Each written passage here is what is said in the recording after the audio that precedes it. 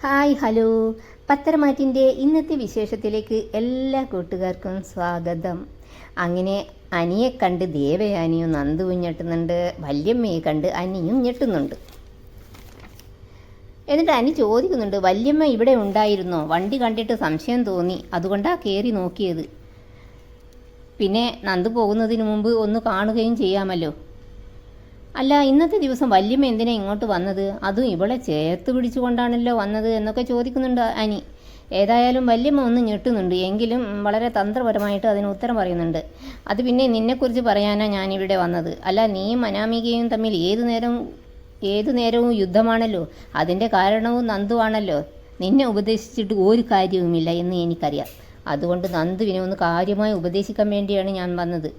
അതുമാത്രമല്ല, നിൻ്റെ ഏട്ടന് അവിടെ ഉറക്കമൊന്നുമില്ല നയനയെ കാണാത്തതിന്. അതുകൊണ്ട് അവളോടും വേഗം വീട്ടിലേക്ക് വരണമെന്ന് പറയണം. അതിനും കൂടി വേണ്ടിയിട്ടാണ് ഞാൻ വന്നത്. എന്നിട്ട് ദേവേനെ പറയുന്നുണ്ട്, ഏതായാലും നീ ആൾ കൊള്ളാമല്ലോ. നിന്നെ പല രീതിയിൽ വിലക്കിയിട്ട് കൂടി നിനക്ക് ഇങ്ങോട്ട് വരാൻ തോന്നിയല്ലോ. അപ്പോൾ അനി പറയുന്നുണ്ട്, ഞാൻ എന്തിനാ വല്യമ്മ ഇങ്ങോട്ട് വരാതിരിക്കുന്നത്? എൻ്റെ 2 ഏട്ടത്തിമാരുടെ വീടല്ലേ ഇത്. അപ്പോൾ നയനെ ചോദിക്കുന്നുണ്ട്, സത്യം പറ അനി, ശരിക്കും നീ ഞങ്ങളെ കാണാനാണോ വന്നത്? അപ്പോൾ അനി പറയുന്നുണ്ട്, നന്ദു എൻ്റെ ഫ്രണ്ടാണ്.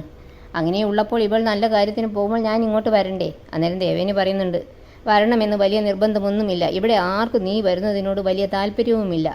അത് കേട്ടപ്പോൾ അനിയുടെ മുഖം വല്ലാതാകുന്നുണ്ട്, നന്ദുവിനും വിഷമമാകുന്നുണ്ട്. അവർ പരസ്പരം ഇങ്ങനെ നോക്കുന്നുണ്ട്.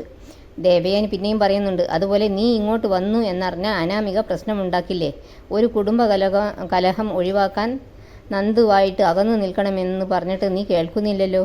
പിന്നെ കനക പറയുന്നുണ്ട്, ഞങ്ങളെല്ലാവരും തലങ്ങും വിലങ്ങുമായിട്ട് നന്ദുവിനെ ഉപദേശിച്ചു കൊണ്ടിരിക്കുകയാണ്. അവൾക്ക് കാര്യം മനസ്സിലായിട്ടുണ്ട്. അനിയാണ് അത് ഗൗരവമായി എടുക്കാത്തത്. അപ്പോൾ ഗോവിന്ദനും പറയുന്നുണ്ട്, ഇത് എല്ലാവർക്കും മനപ്രയാസം ഉണ്ടാക്കുന്നതാണ് മോനെ. അറിഞ്ഞു വെച്ചുകൊണ്ട് പ്രായവും പക്വതയുമുള്ള നിങ്ങൾ മറ്റുള്ളവരെ വിഷമിപ്പിക്കരുത് എന്നൊക്കെ പറയുന്നുണ്ട്. അന്നേരം ദേവേനി പറയുന്നുണ്ട് അനിയോട്, കേട്ടല്ലോ, ഇങ്ങനെ ഇവരെ കൊണ്ട് പറയിപ്പിക്കാനുള്ള അവസരം നീ ആയിട്ട് ഉണ്ടാക്കിയല്ലോ അനി. അപ്പോൾ നവ്യ പറയുന്നുണ്ട്, അനി ഇവിടെ കാണാൻ വന്നതല്ലേ അച്ഛ, ഇനി ഒന്നും പറയണ്ട. അപ്പോൾ ദേവേനി പറയുന്നുണ്ട്, പറയണ്ട എന്ന് നീ പറഞ്ഞാൽ മതിയോ? ഇനി യാത്ര പറച്ചിലൊന്നും വേണ്ട. അനി നീ പോകാൻ നോക്ക്, അല്ലെങ്കിൽ ഞാൻ നിൻ്റെ മുത്തശ്ശനോട് വിളിച്ചു പറയും. അന്നേരം അനി പറയുന്നുണ്ട്, ഞാൻ ഇവിടെ വന്നെന്നറിഞ്ഞാൽ മുത്തശ്ശൻ ഒന്നും പറയില്ല. അപ്പോൾ ദേവേനി പറയുന്നുണ്ട്, നീ ഇങ്ങോട്ട് വരുന്നത് നല്ല ഉദ്ദേശത്തോടെ അല്ല. അത് നിൻ്റെ മുത്തശ്ശൻ ഒരിക്കലും അംഗീകരിച്ചു തരത്തില്ല. അതുകൊണ്ട് നിന്നോട് പോകാനാണ് പറഞ്ഞത്. വിഷമത്തോടെ ആണെങ്കിലും അനി തിരിച്ചു പോകുന്നുണ്ട്. ഏതായാലും അനി അങ്ങനെ നന്ദുവിനോട് സംസാരിക്കാതെ തിരിച്ചു പോകാനൊന്നും എനിക്ക് കഴിയുന്നില്ല. അതുകൊണ്ട് തന്നെ നന്ദുവിൻ്റെ ഫ്രണ്ട്സിനെ കാണുന്നുണ്ട്. എന്നിട്ട് അവരോട് പറയുന്നുണ്ട്, നിങ്ങൾ പോയിട്ട് അവളെ കൂട്ടിവാ, റെയിൽവേ സ്റ്റേഷനിൽ നിങ്ങൾ കൊണ്ടുവിടാമെന്ന് പറയുക അവരോട്. അപ്പോൾ അവർ പറയുന്നുണ്ട്, അതിന് സമ്മതിക്കുമോ എന്നറിയില്ലല്ലോ. നന്ദു ആദ്യമായിട്ടാണ് അവരിൽ നിന്നൊക്കെ അകന്നു നിൽക്കുന്നത്. അതുകൊണ്ട് തീർച്ചയായും അവളെ നയനേച്ചി തന്നെ ആയിരിക്കും റെയിൽവേ സ്റ്റേഷനിലേക്ക് കൊണ്ടുവിടുന്നത് എന്ന് പറയുന്നുണ്ട് അവർ. അപ്പോൾ അനി പറയുന്നുണ്ട്, നിങ്ങൾ പറയേണ്ടതുപോലെ പറഞ്ഞാൽ അവളെ നിങ്ങളുടെ കൂടെ വിടും. ഞാനിവിടെ കാത്തു നിൽക്കാം. ശരി, എന്തും വരട്ടെ, ഒന്ന് ശ്രമിച്ചു നോക്കാം എന്നും പറഞ്ഞ് നമ്മുടെ ഫ്രണ്ട്സ് നന്ദുവിനെ കാണാൻ പോകുന്നുണ്ട്. പിന്നെ കാണിക്കുന്നത് നന്ദുവിൻ്റെ വീടാണ്. അങ്ങനെ നന്ദു ഓരോരുത്തരോടും യാത്ര പറയുന്നുണ്ട്. എല്ലാവരും ഭയങ്കര സങ്കടത്തിലാണ്. കനകയാണെങ്കിൽ കരയുന്നുമുണ്ട്. അപ്പോഴേക്കും നന്ദുവിൻ്റെ ഫ്രണ്ട്സ് അവിടെ എത്തുന്നുണ്ട്. എന്നിട്ട് പറയുന്നുണ്ട്, നന്ദുവിനെ ഞങ്ങൾ റെയിൽവേ സ്റ്റേഷനിലേക്ക് കൊണ്ടാക്കാം എന്ന് പറയുന്നുണ്ട്. വീട്ടുകാർ റെയിൽവേ സ്റ്റേഷനിൽ വന്നാൽ അതൊരു സീനാകും. അതുകൊണ്ട് ഞങ്ങളോട് റെയിൽവേ സ്റ്റേഷനിൽ കൊണ്ടാക്കണമെന്ന് ഇവൾ നേരത്തെ ഞങ്ങളോട് പറഞ്ഞിരുന്നു. അപ്പോൾ കനക ചോദിക്കുന്നുണ്ട് നന്ദുവിനോട്, നീ അങ്ങനെ പറഞ്ഞിരുന്നോ മോളെ?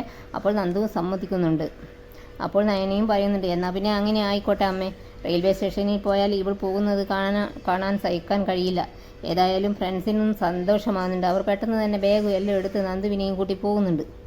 അവർ പോയി കഴിഞ്ഞപ്പോൾ ഗോവിന്ദൻ പറയുന്നുണ്ട്, അവരോടൊപ്പം പറഞ്ഞു വിടാൻ എനിക്ക് താല്പര്യമില്ലായിരുന്നു. പക്ഷേ ഇനി നിങ്ങൾ രണ്ടാളും പോയി കഴിഞ്ഞാൽ നയനയും ദേവയാനിയും റെയിൽവേ സ്റ്റേഷനിൽ ഒന്നിച്ച് പോയിട്ട് ആരെങ്കിലും കണ്ടാൽ അത് സംശയം ഇരട്ടിയാക്കാനേ വഴിയുള്ളൂ. അതുകൊണ്ടാണ് പിന്നെ ഞാൻ സമ്മതിച്ചത്. പിന്നെ കാണിക്കുന്നത് അനി ഇങ്ങനെ നന്ദുവിനെ കാത്തു നിൽക്കുകയാണ്. അപ്പോൾ നന്ദുവും കൂട്ടരും അവിടെ എത്തുന്നുണ്ട്. നന്ദു അനിയോട് ചോദിക്കുന്നുണ്ട്, നിനക്കെന്താ വട്ടായോ എന്നൊക്കെ ചോദിക്കുന്നുണ്ട്. അപ്പോൾ അനി പറയുന്നുണ്ട്, എനിക്ക് കുറച്ച് വട്ട് തന്നെയാണ്. നമ്മളെ സ്നേഹിക്കുന്നവരെയൊക്കെ എന്തിനാ അനി വിഷമിപ്പിക്കുന്നത് എന്ന് ചോദിക്കുന്നുണ്ട് നന്ദു. അപ്പോൾ അനി പറയുന്നുണ്ട്, ഇപ്പോൾ നിന്നെ ഏറ്റവും കൂടുതൽ സ്നേഹിക്കുന്നത് ഞാനാ. അപ്പോൾ നിനക്ക് എന്നെ വിഷമിപ്പിക്കാവോ എന്ന് തിരിച്ചും ചോദിക്കുന്നുണ്ട്. പിന്നെ സമയമായി അനി എനിക്ക് പോകണം. കുറേ അവർ സംസാരിക്കുന്നൊക്കെ ഉണ്ട്. പിന്നെ ലാസ്റ്റ് നന്ദു പറയുന്നുണ്ട്, അനി സമയമായി എനിക്ക് പോകണം എന്ന് പറയുന്നുണ്ട്. അന്നേരം അനി പറയുന്നുണ്ട്, ഇല്ല, നിന്നെ ഞാനിപ്പോഴൊന്നും വിടില്ല. വണ്ടി 3/4 മണിക്കൂർ ലേറ്റാണ്. അതുകൊണ്ട് റെയിൽവേ സ്റ്റേഷനിൽ അടുത്തുള്ള ഏതെങ്കിലും റെസ്റ്റോറൻറ്റിൽ പോയിട്ട് അവിടെ നിന്ന് നമുക്ക് കുറച്ച് നേരം സംസാരിക്കാം എന്ന് പറയുകയാണ് ആനി.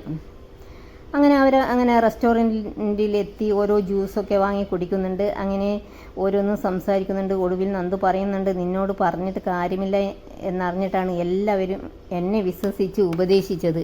പക്ഷേ ക്യാമ്പിലേക്ക് പോകുന്നതിൻ്റെ തൊട്ട് മുൻപ് വരെ ഞാൻ അവരെയൊക്കെ ചീറ്റ് ചെയ്യുകയാണല്ലോ എന്നും പറഞ്ഞ് നന്ദു വിഷമിക്കുന്നുണ്ട്. അന്നേരം അനി പറയുന്നുണ്ട്, നന്ദു സ്നേഹിക്കുന്ന ആളുടെ മരണവാർത്ത കേൾക്കുമ്പോൾ ഒന്നും വേണ്ട എന്ന് അപ്പോൾ ചിന്തിച്ചിട്ട് ഒരു കാര്യവുമില്ല. അത് കേട്ട് നന്ദു വിഷമത്തോടെ ഇങ്ങനെ അനിയെ തന്നെ ഇങ്ങനെ നോക്കി നിൽക്കുന്നുണ്ട്. അത് കാണിച്ചുകൊണ്ട് ഇന്നത്തെ എപ്പിസോഡിൻ്റെ കഥ ഇവിടെ അവസാനിക്കുകയാണ്. നിങ്ങൾക്ക് ഈ വീഡിയോ ഇഷ്ടപ്പെടുമെന്ന് വിശ്വസിക്കുന്നു.